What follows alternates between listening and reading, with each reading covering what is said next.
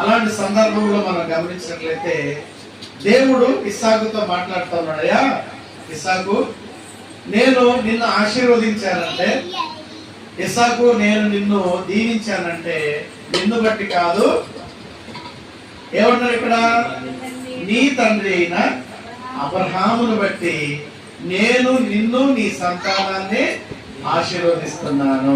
ఈ రోజున మీకు ఒక మాట చెప్తున్నానమ్మా, మనల్ని బట్టి మన పిల్లలు దీవించబడాలి, మన భక్తిని బట్టి మన పిల్లలకు ఆశీర్వాదాలు రావాలి. ఇప్పుడు ఒకసారి కుటుంబాలను ఆలోచిస్తే తల్లిదండ్రులు బాగానే బతుకుతారు, పిల్లల జీవితాలకు వచ్చేసరికి కొంతమంది ఎలాగొంది పరిస్థితి, దరిద్రులు అయిపోతున్నారు. కొన్ని కుటుంబాల్లో చూస్తే తల్లిదండ్రులు కరువు అనుభవిస్తారు, పిల్లల జీవితానికి వచ్చిన తర్వాత కొంచెం పర్వాలేదు అనిపిస్తా ఉన్నారు. ఇంకా కొన్ని కుటుంబాల్లో చూస్తే తల్లిదండ్రులు శాపమే కలిగి ఉంటారు, పిల్లలు కూడా శాపమే కలిగి ఉంటారు. ఈ రోజున కుటుంబాలు దీవించబడాలంటే, కుటుంబాలు ఆశీర్వదించబడాలంటే తల్లిదండ్రుల యొక్క భక్తి బట్టి, తల్లిదండ్రుల యొక్క మంచితనాన్ని బట్టి ఆ కుటుంబానికి గొప్ప దీవెనలు వస్తాయి. ఇక్కడ ఇస్సాకు మరి చాలా ఎలాగున్నాడంటే పరదేశుల మధ్య జీవిస్తున్నాడు.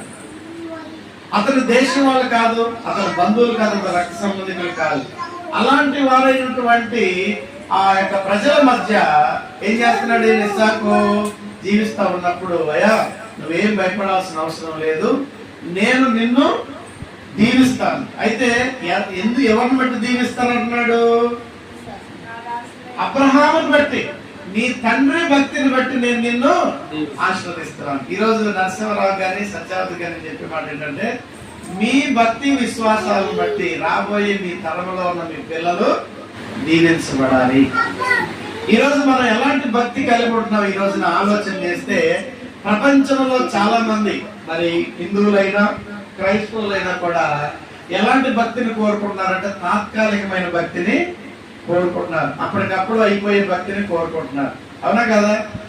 మరి కష్టపడి దేవుని ఆరాధించేటువంటి భక్తి జీవితాన్ని కోరుకునే వాళ్ళు ఈ రోజు చాలా తక్కువగా ఉన్నారు. కాబట్టి ఈ రోజున మనం నేర్చుకోవాల్సింది ఏంటంటే, విశ్వాసులకు తండ్రి అయినటువంటి అబ్రహాము అతని యొక్క విశ్వాస జీవితాన్ని బట్టి దేవుడు తన కుమారుణ్ణి ఎలాగైతే దీవించాడో, అలాగే మన భక్తి విశ్వాసాలను బట్టి కూడా మన పిల్లలను దేవుడు దీవించాలి. దీవించడం అంటే ఏంటి, మనకన్నా ఎక్కువ ఆస్తిపాస్తులే కాదు, ఒకళ్ళకి ఆశపడకుండా బ్రతికితే చాలు, అదే మన బిడ్డలకు దీవెన. కాబట్టి ఇక్కడ మనం చూస్తే అబ్రహామును బట్టి దేవుడు ఎవరిని దీవించాడు, ఇస్సాకును దీవించాడు. అదే విధంగా మనం ఈ రోజు చదువుకున్న పాఠంలో మనం చూస్తే ఆదికాండం 30:27 మనం చదివితే అక్కడ కూడా ఒక మాట ఉంది చూడండి ప్రియ దేవుని బిడ్డలారా. అందుకు లాబాను అతనితో, నీ కటాక్షం నా మీద ఉన్న ఎడల నా మాట వినుము, నిన్ను బట్టి యెహోవా నన్ను, దేవునికి స్తోత్రం కలుగును గాక. ఇక్కడ ఇంకొక ఆయన అంటాడు, ఎవరిని బట్టి ఆశీర్వాదం వచ్చిందంట.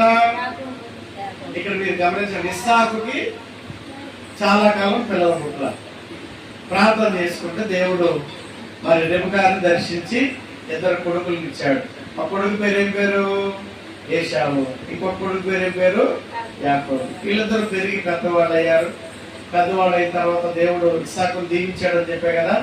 ఇస్సాకు దీవెనలో మరి ఆ తల్లిదండ్రులు చనిపోయే ముందు కొడుకులు ఏం కోరుకుంటారు, పిల్లలు ఏం కోరుకుంటారు, ఆస్తిని కోరుకుంటారు. అవునండి. అలాగే ఇక్కడ ఇస్సాకు వృద్ధుడైపోయిన తర్వాత ఇస్సాకు పుట్టినటువంటి 2 పిల్లల్లో ఏశావు, యాకోబు తండ్రి ఆస్తి కొరకు వాళ్ళు ఆలోచన చేస్తా ఉన్నారు. ఆలోచన చేసేటప్పుడు కుటుంబంలో కొంతమంది పరిస్థితి ఎలా ఉంటది, నాకే ఎక్కువ రావాలని ఆశ ఉంటుంది. అయితే యాకోబుకి ఎక్కువ రావాలని చెప్పేసి తల్లి ఏం చేసింది, రెబెకా యాకోబు యందు ప్రేమ కలిగి ఉంది. వాస్తవానికి కుటుంబాల్లో చూస్తే పెద్ద కొడుకు మీద ప్రేమ తండ్రికి ఉంటుందంట, చిన్న కొడుకు మీద ప్రేమ ఎవరికి ఉంటుందంటే తల్లికి ఉంటుందంట. ఇప్పుడు రెబెకా కూడా చిన్న కొడుకు అయిన యాకోబు మీద ప్రేమ చూపించి, నా చిన్న కొడుకు బాగుండాలి, నాకు చిన్న కొడుకు సంతోషంగా ఉండాలని చెప్పేసి, నాన్న తండ్రి ఆస్తిలో నువ్వే ఎక్కువ తీసుకోవాలని చెప్పేసి ఆ కొడుకుకి చాలా ప్రేమగా చెప్పిందంట. అయితే తండ్రి ఒక కోరిక కోరుకున్నాడు. ఏం కోరిక కోరుకున్నాడు, నేను చనిపోయే స్థితిలో ఉన్నాను, నేను మిమ్మల్ని ఆశీర్వదిస్తాను, నా ఆస్తి మీకు ఇస్తాను, కాబట్టి నా చివరి కోరిక ఒకటి ఉందయ్యా. ఏంటి ఆ కోరిక అంటే, నేను చనిపోయే ముందు మంచి వేటాడినటువంటి మాంసము మరి నేను తినాలని అనుకుంటున్నానని చెప్పి ఏశావును పిలిచాడు. ఏశావు ఎలాంటి వాడండి? వేటగాడు. ఏశావు ఎలాంటి వాడండి? వేటగాడు. ఆయన వేటాడేటువంటి మరి జీవితం కలిగిన వాడు. అలాంటి ఏశావుని పిలిచి తండ్రి అంటున్నాడు, నాన్న నువ్వు వేటాడుతావు కాబట్టి మంచి అడవిలోకి వెళ్ళి వేటాడి మంచి జంతువులు తీసుకొచ్చి నాకు మంచి భోజనమును సిద్ధపరచమని చెప్పినప్పుడు ఈ మాట ఎవరున్నారు? రెబెకా వెళ్ళి. రెబెకా విని గబగబా వెళ్ళి ఏం చేసి చిన్న కొడుకుని పిలిచారే, నాయన మీ పెద్ద అన్నయ్యతో నాన్నలాగా చెప్తున్నాడు కాబట్టి నువ్వు వెళ్ళి అన్నయ్య కన్నా ముందుగానే నువ్వు వెళ్ళి మందలో నుంచి ఒక కొవ్వినటువంటి గొర్రె పొట్టేలను తీసుకొచ్చి దాన్ని వండి మీ నాన్నగారికి పెట్టి నువ్వే ఆశీర్వాదం పొందయ్యా అని చెప్పేసి కొడుకుకి ఆమె చెప్పడం జరిగింది. దేవునికి స్తోత్రం కలుగును గాక. అయితే యాకోబు ఏం చేశాడు? మందలోనికి వెళ్ళి ఒక కొవ్వినటువంటి పొట్టేలను తీసుకొచ్చి మంచిగా మసాలా వేసి కూర వండి ఏం చేశాడంటే తండ్రి దగ్గరికి తీసుకొని వెళ్ళాడు. తండ్రి దగ్గరికి తీసుకొని వెళ్ళినప్పుడు ఏం జరిగిందో తెలుసా? ఏశావుకి యాకోబుకి గుర్తులు ఉంటాయి. కొంతమంది మగవాళ్ళకి ఒంటి నిండా రోమాలు ఉంటాయి, కొంతమందికి అసలు రోమాలు ఉండవు. అయితే ఏశావు ఒంటి నిండా రోమం కలిగిన వాడు. చేతికి కానీ భుజాలకు కానీ ఎక్కడ తగ్గినా కూడా ఎక్కువ రోమాలు కలిగిన, గడ్డం కానీ చేతుల మీద కానీ ఎక్కువ రోమాలు కలిగిన వాడు. అయితే తల్లి ముందుగానే చెప్పింది, అయ్యా నువ్వు నాన్న దగ్గరికి వెళ్ళేటప్పుడు ఇదిగో శరీరానికి గొర్రె చర్మం ధరించుకొని నువ్వు వెళ్ళాలి. తర్వాత ఏమన్నాడు? సువాసన కలిగినటువంటి అత్తరు నువ్వు చల్లుకొని వెళ్ళాలి అని చెప్పేసి ఆమె చెప్పి అవన్నీ తీసుకొని వండినటువంటి ఆహారాన్ని తీసుకొని తండ్రి గారి దగ్గరికి వెళ్ళాడు. వెళ్ళినప్పుడు నాన్నగారు ఆహారం తెచ్చానని చెప్పేసి అంటాడు ఆయన. అన్నప్పుడు మరి ఇక్కడ యాకోబు గొంతు ఎలా ఉంటుంది? గొంతేమో వేరుగా ఉంది. అర్థమవుతుందండి? అప్పుడప్పుడు కొంతమంది మనం పాటలు పాడతాం, మనలాగా లేదు నీ గొంతు అంటే ఏమంటాం? జలుబు చేసిందిలే, గొంతు కొంచెం తేడా వచ్చిందంట. యాకోబు కూడా ఏం చేశాడు తండ్రిని, నానా మరి నీకు మరి తల్లిని చూస్తేనేమో ఏశావులా ఉన్నావు, సువాసన కూడా ఏశావులా అంటే అత్తరు వచ్చింది, కానీ నీ గొంతు మాత్రం తేడా ఉంది, యాకోబు గొంతు లాగా ఉందంటే యాకోబు ఏం చేశాడు? గొంతు మారిందిలే నీళ్ల వల్ల అని చెప్పేసి చెప్పుకోవచ్చు అనుకుంటున్నాను. అర్థమవుతుందండి? సరే పుత్రుల ఈ విధంగా జరిగిన తర్వాత యాకోబు అన్నను మోసం చేసి జ్యేష్ఠత్వపు హక్కు కొరకు చిక్కుడుగాయ వంటకాన్ని అన్నయ్యకి ఇచ్చి జ్యేష్ఠత్వ హక్కును పొందుకున్న తర్వాత యాకోబు అన్నయ్య కొడతాడేమో, అన్నయ్య చంపేస్తాడేమో, నేను ఇక్కడ ఉండకూడదని చెప్పేసి భయపడుతూ ఉన్నప్పుడు తల్లి ఏం చేసింది? నువ్వు ఇక్కడ ఉండొద్దు నాయన, మేనమామ ఇంటికి వెళ్ళమని చెప్పేసి మేనమామ దగ్గరికి వెళ్ళమంది. ఎవరు మేనమామ? లాబాన్ దగ్గరికి వెళ్ళమంది. లాబాన్ దగ్గరికి వెళ్ళాడు యాకోబు. వెళ్ళాడు. వెళ్ళగానే మరి వాళ్ళిద్దరు కూడా నీవు నా రక్త సంబంధివి అంటే మేనమామని మేనల్లుడివి, నువ్వు నా బంధువు అని చెప్పేసి వాళ్ళిద్దరు కూడా సంతోషించిన సందర్భాలు ఉన్నాయి. అయితే మరి నువ్వు నా దగ్గర ఉండాలంటే మరి ఒట్టగా ఎట్లా ఉంటావు, నా దగ్గర పని చేయాలంటాడు. అయ్యా జీతం చేస్తానంటాడు. మరి జీతం చేసినందుకు నీకేమి ఇవ్వాలంటే నీ చిన్న కూతురు నుంచి నాకు పెళ్లి చేయమంటాడు. చిన్న కూతురు నుంచి పెళ్లి చేయమంటే చిన్న కూతురు నుంచి చేస్తానులే కానీ మరి 7 సంవత్సరాలు నువ్వు నాకు కొలువు చేయాలంటే 7 సంవత్సరాలు అయిన తర్వాత మరి వివాహం చేస్తాడు. ఆ వివాహంలో ఏం జరుగుతుందంటే రాహేలు బదులుగా లేయా నుంచి పెళ్లి చేస్తాడు. మళ్ళా నాకు రాహేలు కావాలంటాడు. రాహేలు కావాలన్నాడు. మళ్ళా 7 సంవత్సరాలు చేయమంటాడు. 14 సంవత్సరాలు రాహేలు కొరకు ఆయన మరి జీతం చేస్తాడు. పెళ్ళైన తర్వాత మరొక 6 సంవత్సరాలు యాకోబు మామగారి దగ్గరే ఉంటాడు. అయితే ఇక్కడ యాకోబు మేనమామ ఇంటి దగ్గరికి వెళ్ళిన దగ్గర నుండి దేవుడు ఏం చేశాడో తెలుసా? యాకోబు వెళ్ళిన దగ్గర నుండి, అడుగుపెట్టిన దగ్గర నుండి లాభాలను ఆశీర్వదించాడు. యాకోబు వెళ్ళినప్పుడు లాభాలు కొంచెమే ఉంది. యాకోబు వెళ్ళిన తర్వాత లాభాలు విస్తరించి దీవించబడ్డాడు. కారణం ఏంటంటే మనకు ఒక నమ్మకం ఉంటుంది, పిల్లలు వచ్చిన వేళ అంటే బిడ్డ వచ్చిన వేళ గుడ్డు వచ్చిన వేళ అంటారు. అర్థమవుతుందంటే దీని అర్థం ఏంటంటే అంటే యాకోబు ఆశీర్వదించబడిన వాడు కాబట్టి వాళ్ళు ఉన్న చోటల్లా కూడా దీవెనలే వస్తాయి. యాకోబు మేనమామ దగ్గర ఉంటే ఆయన యొక్క మందంతా వర్ధిల్లింది, తన కుటుంబం అంతా కూడా వర్ధిల్లింది, దీవించబడిన తర్వాత ఒకానొక దినాన దేవుడు ఏం చేశాడంటే 20 సంవత్సరాల తర్వాత యాకోబుని గద్దించాడు. ఏమయ్యా, నువ్వు వచ్చేటప్పుడు బేతేలు దగ్గర నీకు దర్శనం ఇచ్చాను కదా, ఆ బేతేల దగ్గర నాకు ఒక మందిరం కట్టమన్నాను కదా, నువ్వు మర్చిపోయి ఇక్కడ ఉన్నావేంటి అని చెప్పేసి దేవుడు యాకోబుని గద్దిస్తే, దేవుని మాటకు భయపడినటువంటి యాకోబు మామగారికి చెప్పకుండా పిల్లలు తీసుకొని తన ఆస్తిపాస్తులు తీసుకొని అంతా తీసుకొని వచ్చేస్తా ఉంటాడు. లాభాన్ని ఇంటికి వచ్చి చూసరికి ఏం జరుగుద్ది? యాకోబు లేడు, ఇద్దరు కుడుతులు లేరు, ఇద్దరు మరి మనవుడు లేరు, ఆ యొక్క ఆస్తి కూడా లేదు. ఎటు పోయారని చెప్పేసి అడుగుతారు కదా, అయ్యా పలానా ఇదిగో ఈ రోడ్డు కూడా వెళ్తున్నారని చెప్పేసి అన్నప్పుడు అప్పుడు లాభాన్ని పరిగెత్తుకుంటూ యాకోబు కోసం వచ్చి యాకోబు దగ్గరకు వచ్చి ఏమంటాడు తెలుసు? అయ్యా నువ్వు వెళ్ళొద్దయ్యా, నువ్వు నా దగ్గర నుంచి వెళ్ళొద్దు, నువ్వు ఉంటే నాకు దీవెనలు వచ్చాయి, నీవుంటే నా కుటుంబం ఆశీర్వదించబడింది, నీవుంటే నాకు ఎంతో ఆనందంగా ఉంది అని చెప్పేసి యాకోబుని ఏమంటాడు తెలుసా? నిన్ను బట్టి నా కుటుంబము దీవించబడింది. అయితే కొంతమంది ఏమంటారు, మనవాళ్ళు పుట్టినప్పుడు మనవరాళ్ళు పుట్టినప్పుడు కలిసి వచ్చింది అనుకోండి, అప్పుడు కొంతమంది అమ్మమ్మలు కానీ తాతయ్యలు కానీ తెలుసా, అయ్యా మనవాళ్ళు కొన్ని రోజులు మా దగ్గర ఉంచాయా, మనవరాళ్ళు కొన్ని రోజులు మా దగ్గర ఉంచాయా అంటే దాని అర్థం ఏంటి? వాళ్ళు ఉంటే వాళ్ళకి కొంచెం దీవెనకరంగా ఉందని చెప్పేసి అంటాం. ఇక్కడ లాభాలు కూడా ఏం చేశాడో తెలుసా? యాకోబును బ్రతిమలాడాడు. కారణం ఏంటో తెలుసా? యాకోబు ప్రార్థనాపరుడై, యాకోబు దేవునితో పోరాడిన వాడై, యాకోబు దీవించబడిన వాడై ఉన్నాడు. కాబట్టి యాకోబు యొక్క విశ్వాస జీవితాన్ని బట్టి, యాకోబు యొక్క విధానాన్ని బట్టి లాభాన్ని ఏమన్నాడంటే, అయ్యా నిన్ను బట్టి నా కుటుంబము దీవించబడింది. ఈ రోజు మిమ్మల్ని కూడా అడుగుతున్నాను, మీ భక్తిని బట్టి, మీ మంచితనాన్ని బట్టి మీ కుటుంబం కూడా దీవించబడాలి. ఓకేనా? దీవెన కోసం అడ్డదారు దొక్కాల్సిన అవసరము లేదు. నువ్వు వ్యాపారం చేసుకుంటున్నావు, అడ్డదారు దొక్కాల్సిన అవసరం లేదు. అంటే రూపాయికి నువ్వు సంపాదించుకొని జాగ్రత్తగా ఉండాలి. అదవుతున్నానా? కాబట్టి అన్యాయముగా వచ్చినటువంటి సొమ్ము వలన మనకు దీవెనలు రావు, కష్టపడినటువంటి సొమ్ము వలన మనకు దీవెనలు వస్తాయి. ఇక్కడ యాకోబు తన మేనమామ అయినటువంటి లాభాన్ని ఇంటి వద్ద ఆయన ఎంతో కష్టపడి శ్రమపడ్డాడు కాబట్టి, ప్రార్థించాడు కాబట్టి యాకోబును బట్టి తన కుటుంబము దీవించబడింది. మరి ఈ రోజు మిమ్మల్ని బట్టి కూడా ఏం చేయబడాలి చెప్పండి? నన్ను బట్టి నా కుటుంబము దీవించబడాలి, మిమ్మల్ని బట్టి మీ కుటుంబము దీవించబడాలి. అదే భక్తి విశ్వాసం ద్వారా దేవుడు మనల్ని అడుగుతా ఉన్నాడు ప్రజలు. అదే విధంగా మనం చూస్తే ఇంకా మరి యోనా గ్రంథాన్ని ఒకసారి మనం గమనించినట్లయితే, యోనా గ్రంథంలో 1వ అధ్యాయము 12వ వచనం మనం చదివితే ఇక్కడ ఒక విషయం మనకు కనపడతా ఉంటుంది బిడ్డలారా. దేవుడు యోనా అనేటువంటి వ్యక్తిని నినవే పట్టణానికి వెళ్ళమన్నాడు. జాగ్రత్తగా నినవే పట్టణానికి వెళ్ళమన్నాడు. ఎందుకు వెళ్ళమన్నాడు? ఆ నినవే పట్టణంలో అంతా ఘోరం జరిగిపోతా ఉంది కాబట్టి నువ్వు అక్కడికి వెళ్ళి దేవుని సువార్తను ప్రకటించమని దేవుడు చెప్పాడు.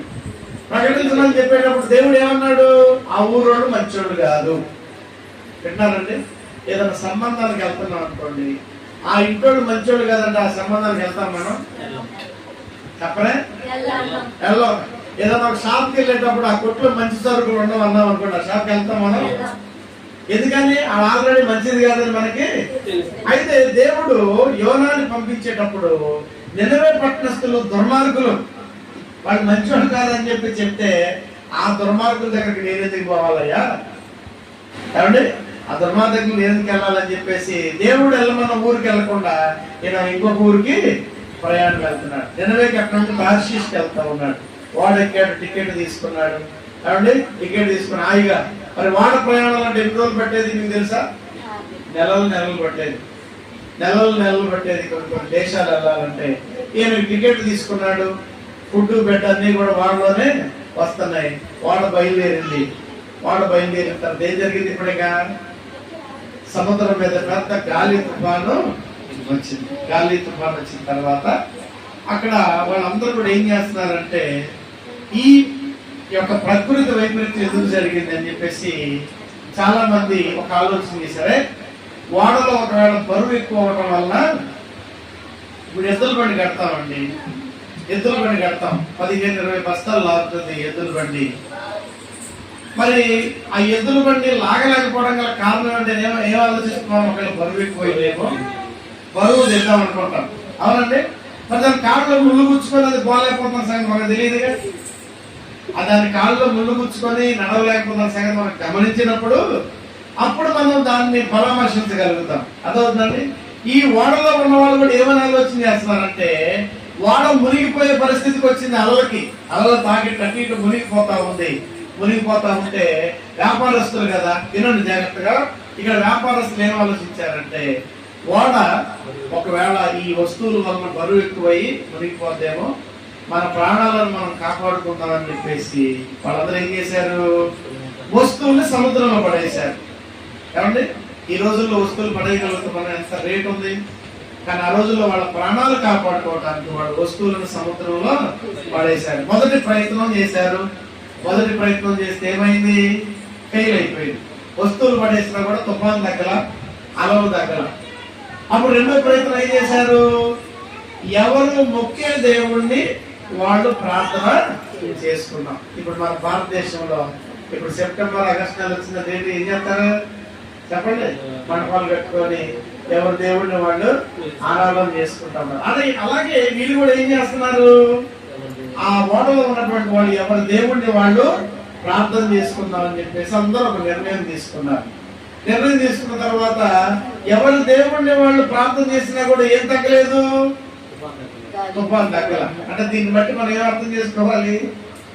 అక్కడ వాళ్ళు ప్రార్థన చేసిన దేవుళ్ళందరూ కూడా ప్రార్థన ఆలకించే వాళ్ళు కాదు అని మనం గ్రహించాలి. తర్వాత ప్రజలారా, ఇక మూడో ప్రయత్నం ఏంటంటే చీట్లు వేద్దాం. చీట్లు వేసి ఎవరి పేరు వస్తే వాళ్ళ పేరుని బట్టి ఈ కీడు వచ్చిందని మనము భావించుదాం అని చెప్పేసి ఒక నమ్మకం. ఇప్పుడు మనకు కూడా ఉందా? అప్పుడప్పుడు కొంతమంది ఇంట్లో కష్టాలు వచ్చాయి అనుకోండి, ఏం చేస్తారు? కొంతమంది సోచి చెప్పాలని పిలుస్తారు. చెప్పాలని పిలిచి, అమ్మా ఈ కష్టం నీకు ఎటు నుంచి వచ్చిందంటే ఈ మూల నుంచి వచ్చిందమ్మా, లేకపోతే నీకు అన్నం పెట్టిన వాళ్ళు ఈ దిక్కున్నారమ్మా, ఒక మాండి బియ్యం పోయమంటే ఏం చేస్తారు?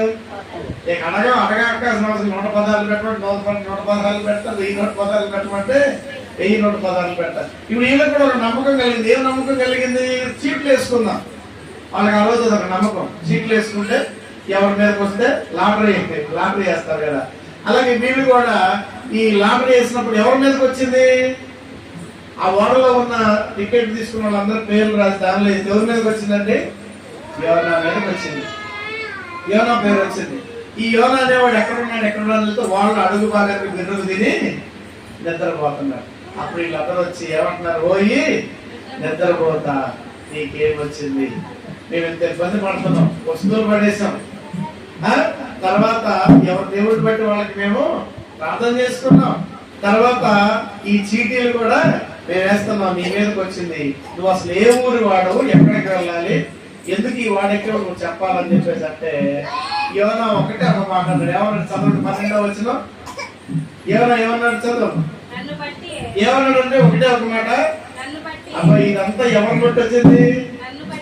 నన్ను బట్టే ఈ గొప్ప తుఫాను మీ మీదకి వచ్చినందున నాకు తెలుసు. ఇదంతా కూడా కారణం ఏంటి? నేను జీవం కలిగిన దేవుని మాట వినలా, దేవుడు చెప్పిన పని నేను చెయ్యలా, అందుకని నన్ను బట్టే ఈ యొక్క తుఫాను వచ్చింది. చాలా కుటుంబాల్లో ఈ యజమానులు సరైనటువంటి కుటుంబ పోషణ లేక, సరైనటువంటి పర్యవేక్షణ లేక కుటుంబాలను పాడు చేసుకుంటా ఉన్నారు. అయ్యా ఎందుకు నీ కుటుంబం ఎలాగైందంటే, నా త్రాగుడు వల్లే నా కుటుంబము నాశనం అయిపోయింది, నా తిరుగుడు వల్లే నా కుటుంబం నాశనం అయిపోయింది, కాబట్టి నా వ్యభిచారం వల్ల నా కుటుంబము నాశనం అయిపోయింది. చివరి దశలో తెలుసుకుంటారు. ఇక్కడ యోనా కూడా ఏమంటున్నాడు? అయ్యా ఈ ఉపద్రవము నన్ను బట్టే వచ్చింది కాబట్టి నా కాళ్ళు చేతులు కట్టి సముద్రంలో పడేయండి. చూస్తా మనిషిని చంపగలుగుతారు ఎవరైనా? వాళ్ళు ఒప్పుకోలేదు. మీరేం ఆలోచించొద్దు, నన్ను సముద్రంలో వేస్తేనే ఈ తుఫాన్ అనేది ఆగుతుందని చెప్పేసి అన్నప్పుడు